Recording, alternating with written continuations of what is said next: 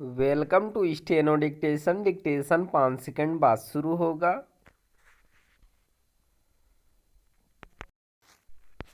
Start. चुनावी bond योजना को लेकर जैसे सवाल उठ रहे थे उसे देखते हुए इस पर आश्चर्य नहीं कि सुप्रीम कोर्ट की संविधान पीठ ने इस योजना को असंवैधानिक करार दिया। इसी के साथ उसने स्टेट बैंक को चुनावी बॉन्ड संबंधी जानकारी चुनाव आयोग के साथ साझा करने का निर्देश दिया।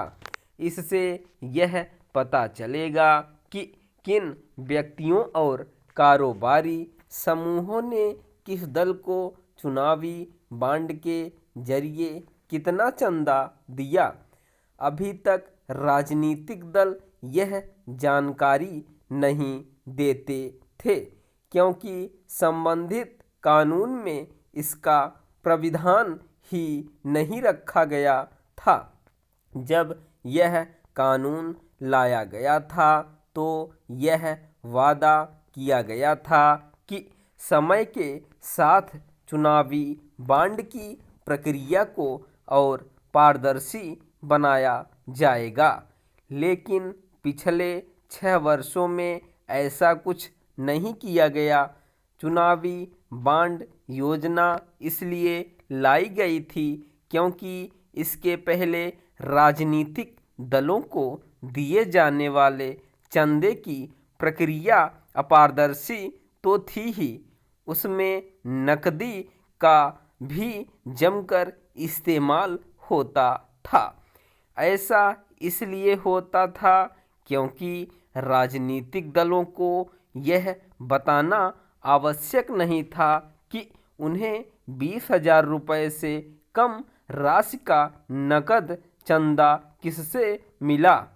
इसके चलते कुछ दल यह दावा करते थे कि उन्हें अधिकांश चंदा 20-20 हजार रुपये से कम राशि के जरिए ही मिला। यह अनुमान लगाना कठिन नहीं कि इस व्यवस्था में काले धन का इस्तेमाल हो रहा होगा।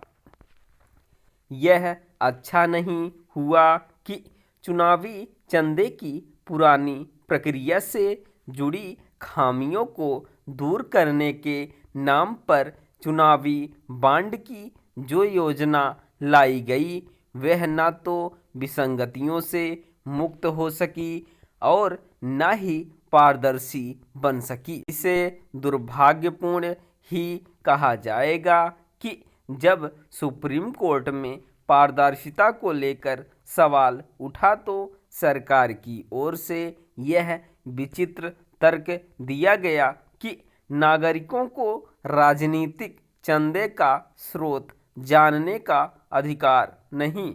आखिर इस जरूरी जानकारी को सूचना अधिकार कानून से बाहर रखने का क्या औचित्य। सुप्रीम कोर्ट के फैसले के बाद यह कहना कठिन है कि चुनावी चंदे की कोई पारदर्शी व्यवस्था बन पाएगी या नहीं, लेकिन यह समय की मांग है कि जनता को यह पता चले कि राजनीतिक दलों को कौन कितना चंदा दे रहा है। देश के छोटे बड़े उद्योगपति न जाने कब से राजनीतिक दलों को चंदा देते आ रहे हैं। यह मानने का कोई कारण नहीं कि वे गोपनीय तरीके से ही चुनावी चंदा देना पसंद करते हैं। भारतीय लोकतंत्र के भले के लिए चुनावी चंदे की प्रक्रिया को साफ सुथरा बनाना और राजनीति में काले धन का इस्तेमाल रोकना आवश्यक है। इसमें विपक्ष को भी सहयोग देना होगा। वह यह कहकर अपनी पीठ नहीं थपथपा सकता कि सुप्रीम कोर्ट के फैसले से उसकी जीत हुई, क्योंकि यह एक तथ्य है कि केंद्र में सत्तारूढ़ भाजपा की तरह राज्यों में शासन कर रहे दल भी चुनावी बांड हासिल करने के मामले में बढ़त पर थे। स्टॉप।